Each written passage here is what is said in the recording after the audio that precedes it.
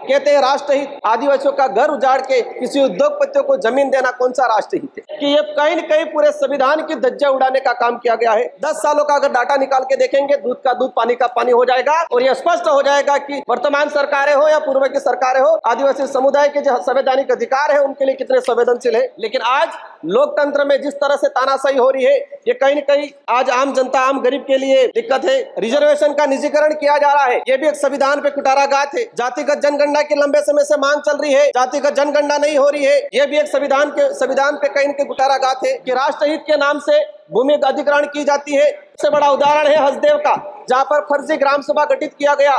Clear है कि ये कहीं न कहीं पूरे संविधान की धज्जियां उड़ाने का काम किया गया है।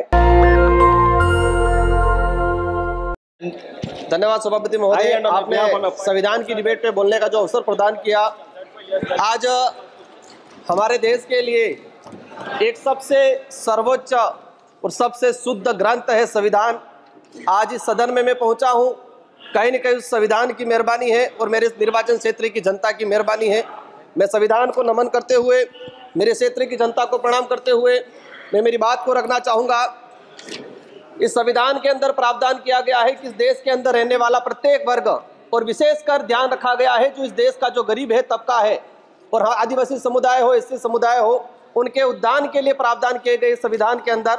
लेकिन आज बड़े दुख के साथ कहना पड़ रहा है कि 75 वर्ष हो गए, लेकिन संविधान के अंदर जो आदिवासी समुदाय के हित में जो प्रावधान बने हुए हैं, अनुच्छेद 244 के अंतर्गत 5वीं अनुसूची, अनुच्छेद 244(2) के अंतर्गत 6ठी अनुसूची के तहत अनुसूचित क्षेत्र, जनजाति क्षेत्र के प्रावधानों को आज तक धरातल पे लागू नहीं किया गया है। ये इससे स्पष्ट होता है कि वर्तमान या पूर्व की सरकारें जो भी रही हो, उन सरकारों को आदिवासी समुदाय के हित में और संविधान के अंदर आदिवासियों के जो प्रावधान है उनके लिए क्या मानसिकता रही है।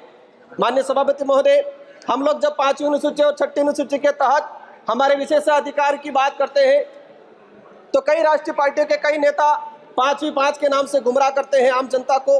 बड़े दुख की बात है कि 5वीं अनुसूची और 6ठी अनुसूची क्षेत्र में रहने वाली आम जनता को आज तक इनके अधिकारों के बारे में नहीं बताया गया, नहीं पता चला उनको। माननीय सभापति महोदय, आज रिजर्वेशन का निजीकरण किया जा रहा है, ये भी एक संविधान पे कुठाराघात है। जातिगत जनगणना की लंबे समय से मांग चल रही है, जातिगत जनगणना नहीं हो रही है, यह भी एक संविधान पे कहीं न कहीं कुठाराघात है। मणिपुर की जो घटनाएं हुई है, उससे भी ये सिद्ध होता है कि संविधान पे कहीं न कहीं कुठाराघात है।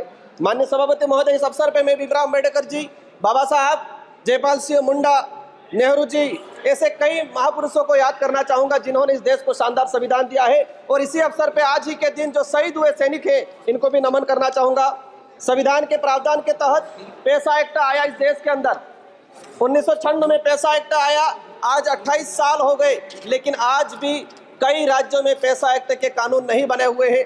माननीय सभापति महोदय, पैसा एक्ट में प्रावधान है कि शेड्यूल एरिया के अंदर जो भी जमीन है, कोई भी उद्योगपति या कोई भी गवर्नमेंट लेती है तो उसको पैसा एक्ट की ग्राम सभा के तहत अनुमति लेना अनिवार्य है। लेकिन आदिवासी क्षेत्र के अंदर देखा गया है कि राष्ट्रहित के नाम से भूमि अधिग्रहण की जाती है, पैसा एक्ट को नजरअंदाज किया जाता है। हमने कई जगह देखा, खनन के नाम पे पैसा एक्ट के तहत ग्राम सभा का बिना परमिशन के और लिया गया। कहते हैं राष्ट्रहित, आदिवासियों का घर उजाड़ के किसी उद्योगपतियों को जमीन देना कौन सा राष्ट्रहित है? आप देख सकते हैं, सबसे बड़ा उदाहरण है हसदेव का, जहां पर फर्जी ग्राम सभा गठित किया गया। क्लियर है कि ये कहीं न कहीं पूरे संविधान की धज्जियां उड़ाने का काम किया गया है। माननीय सभापति महोदय, हम अगर देखना चाहें कि कितनी जगह पैसा एक्ट की ग्राम सभा की अनुमति ली गई, पिछले 10 सालों के अंदर कितने प्रोजेक्ट ट्राइबल इलाके में लागू किए गए और कितनी जगह पैसा एक्ट की ग्राम सभा ली गई है। 10 सालों का अगर डाटा निकाल के देखेंगे, दूध का दूध पानी का पानी हो जाएगा और यह स्पष्ट हो जाएगा कि वर्तमान सरकारें हो या पूर्व की सरकारें हो, आदिवासी समुदाय के जो संवैधानिक अधिकार है उनके लिए कितने संवेदनशील है। माननीय सभापति महोदय, आज अगर हम बात करें, जब जयपाल सिंह मुंडा संविधान सभा की जब चर्चा हो रही थी, तो जयपाल सिंह मुंडा ने कहा था कि आदिवासियों को लोकतंत्र सिखाने की जरूरत नहीं है, आदिवासियों से लोकतंत्र सीखने की जरूरत है जो हजारों सालों से जीता आ रहा है।